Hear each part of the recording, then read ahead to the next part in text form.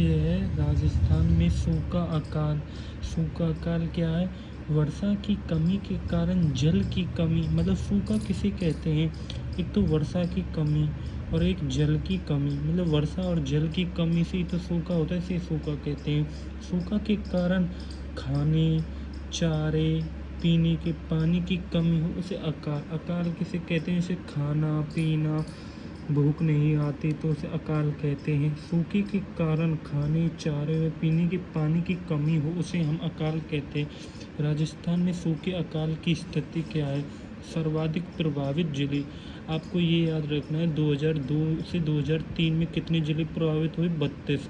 2019 से 20 में कितने हुए? 21 जिले। आपको इनको याद रखना है। 2019 से 20 और 2003, शुरू में 32 जिले थे 2002 से 2003 के बीच, लेकिन 2019 से 2020 के समय कितने जिले हैं? 21 जिले प्रभावित हैं। 32 से 2002 और 2019 से 20 में 21 घटे हैं। न्यूनतम प्रभावित जिले, न्यूनतम सबसे कम प्रभावित 2022-23 में कौन सा एक जिला प्रभावित जिला है? ये तो पढ़ लिए। सर्वाधिक प्रभावित 2002 और 2003 में 32 से 2019-20 में 21 थे। न्यूनतम प्रभावित 2022 और 23 में कितने जिले हैं? सिर्फ एक जिला है। सर्वाधिक प्रभावित जनसंख्या पूछे तो 2009 और 10 में कितनी थी? 429.13 लाख, और जबकि 2002 और 2003 में 447 पॉइंट, 2009 से 10 में 429.13 लाख। न्यूनतम प्रभावित जनसंख्या 2002 से 2003 में सूखे अकाल से प्रभावित कितनी जनसंख्या थी? 2002 में 2.36 लाख थी, लेकिन 2 से 2010 और 11 में 13.67 लाख हो गई, क्योंकि जनसंख्या बढ़ी है इसलिए। पहले 2.36 लाख, अब 13.67। 2019 और 20 में सूखे अकाल से प्रभावित जिले कितने हैं? मतलब 2019 और 20 में सूखे पर 21 थे, फिर 2020 और 21 में 6 हो गए, फिर 2021 और 22 में 10 वृद्धि हुई है। कितने की? 4 जिलों की। 2020 से 21 प्रभावित जिले 4, 2021-22 में प्रभावित जिले हैं 10 से याद रखने, और शुरुआत में 21 से।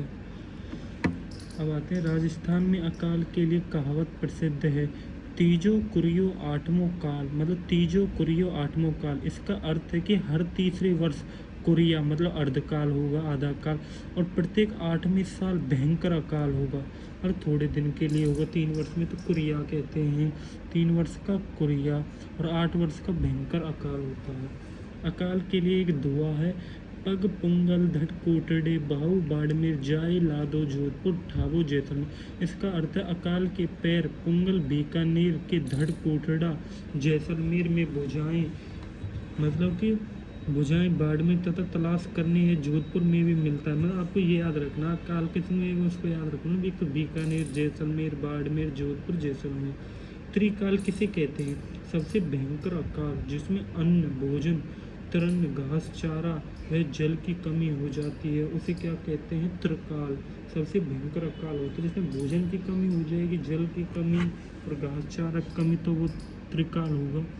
अब आते हैं राजस्थान के जो प्रमुख अकाल हुए हैं। एक चालीसा अकाल कब हुआ है? 1783 में। चालीसा अकाल 1783 में। पंचकाल कब हुआ? 1812 से 13 ईस्वी में। पंचकाल 1812 से 13। सहसा भदूसा अकाल 1843 से 44 ईस्वी। छप्पनिया अकाल 1899 से 1900 ईस्वी। विक्रम संवत 1906। सूखे के प्रकार पूछे, मौसमी सूखा किसी क्षेत्र में मौसमी वर्षा में दीर्घकालीन औसत से। एक चालीसा अकाल 1783। पंचकाल 1812 से 1813 ईस्वी। और सहसा भुद्रासा अकाल कितना है? 1843 से 44। सहसा भुद्रा। और छप्पनिया 1899 से 900। 1899 से 900। छप्पनिया 1800 विक्रम संवत भी कहते हैं। 40 से 1783 पंचकाल ये इनका मौसमी किसी क्षेत्र में मौसमी वर्षा दीर्घकालीन औसत से 75% कम हो, मतलब मौसमी वर्षा से कितने परसेंट कम हो, 75%, उसे कहते हैं मौसमी सूखा। जल विज्ञान सूखा, पानी का अभाव, पानी की कमी, जलाशयों का सूखा जाना, भूल जल स्तर का कम होना।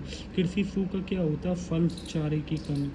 कृषि तो ये इसमें आएगी, जल पानी आ जाएगा, मौसम का दीर्घकालीन औसत से 75 कम हो। अब आते हैं राजस्थान में सूखे की पुनरावृत्ति। राजस्थान 8 वर्ष में एक बार सूखा, मतलब किन जिलों में 8 वर्ष में एक बार सूखा आता है, वो है दो भरतपुर और धौलपुर। और लेकिन 3 वर्ष में आ जाता है एक बार सूखा, तो कौन कौन, जैसलमेर, जोधपुर, बाड़मेर, जालौर, सिरोही, ये पश्चिमी जिले हैं। राजस्थान में सूखा अकाल पड़ने के क्या कारण है, एक तो अनियमित और एक अपर्याप्त और एक अनिश्चित वर्षा, मतलब नियमित नियम रूप से कुछ नहीं है, पर्याप्त खुद के पास पर्याप्त कुछ है नहीं। भौगोलिक बनावट, इसकी कितनी भौगोलिक बनावट भी कुछ ऐसी है, इसमें 61% तो मरुस्थल है। तापमान की अधिकता, वनस्पति की कमी, मतलब तापमान तो अधिक होगा लेकिन वनस्पति पेड़ पौधे कम होंगे। सूखा अकाल से निपटने के लिए एक आपदा प्रबंधन सहायता विभाग है। आपदा प्रबंधन अधिनियम 2005 में आया, लेकिन राजस्थान ने इसे 1 अगस्त 2017 से लागू किया। देखो, आया तो 2005 में था, सरकार के पास इतना पैसा नहीं, तो सरकार ने इसे 2 साल बाद लेट किया, 1 अगस्त 2007 से लागू किया। आते हैं कुछ प्रमुख योजनाएं किस पर, आपदा प्रबंधन एवं सहायता विभाग पर। सूखा संभावित क्षेत्र कार्यक्रम, DPAP, सूखा संभावित क्षेत्र, ये कब प्रारंभ हुआ, 1974 से 1975 में। केंद्र और राज्य की वित्तीय सहायक भागीदारी थी कितनी, 75.75 रेशियो, केंद्र की 75% थी और राज्य की कितनी थी, 25% की भागीदारी थी। उद्देश्य फसलों के उत्पादन करना, मिट्टी व नमी का संरक्षण, वृक्षारोपण, जल संसाधनों का विकास करना। यह कार्यक्रम कितने जिलों में चलाया गया, यह कार्यक्रम 11 जिलों में चलाया गया। वर्तमान में इसे समाप्त कर दिया है। आपको याद रखना है, प्रारंभ 1974 से 1975, किसकी भागीदारी थी, केंद्र और राज्य की, रेशो 75 रेशो 25। उद्देश्य क्या था, फसलों, मिट्टी की नमी, शरीर वृक्षारोपण, जल संसाधनों का विकास करना। और भी मरु विकास क्या है, DDP, desert development program, desert development program है मरु विकास कार्यक्रम। प्रारंभ 1977 से 1978 और ये सूखा संभव 1974 से 1975 तक था। ये 1977 से 1900। मुख्य उद्देश्य मरुस्थल को रोकना, भूमि उत्पादक को बढ़ाना, संसाधनों का विकास करना, वन विकास, चारागाह विकास करना। 1 अप्रैल 1919 से यह केंद्र राज्य में 75:25 के अनुपात में से चलाया जा रहा है। कब, 1 अप्रैल 1999 से। आपको प्रारंभ देखना है, राज्य के कितने जिले थे, 16 जिले थे, और इसमें सूखा संभावना में 11 जिले थे और मरु विकास में 16 जिले। अब आते हैं संशोधित या परिवर्तित क्षेत्र विकास कार्यक्रम। प्रारंभ 1978 से 1969 में। यह कार्यक्रम 13 जिलों में, अभी हम पढ़ते आ रहे हैं 11, 16, 13 जिलों के क्रम। और सबसे पहले हमने 1974 से 1975 में सूखा संभावना। मरु विकास कितना था, 1977 से 1978। अब आते हैं संशोधित परिवर्तन, 1978 से 1900 13 जिलों में। डांग क्षेत्रीय विकास कार्यक्रम, ये 1994 से 1995 में राजस्थान के 8 जिलों में। कौन कौन से में, डांग क्षेत्रीय, भरतपुर, धौलपुर, करौली, सवाई में, कोटा, बूंदी, जारा, झालावाड़। मतलब कि ये कुछ नहीं है, ये पूर्वी से थोड़ा थोड़ा आ रहा है, पूर्वी है ये जिले, पूर्वी से दक्षिण की ओर थोड़े थोड़े जिले हैं, आधे से दक्षिण का पूरा नहीं है।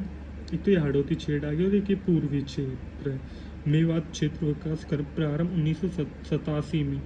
प्रारंभ मेवात क्षेत्र विकास कार्यक्रम का प्रारंभ कब हुआ, 1987 में, अलवर और भरतपुर जिले में।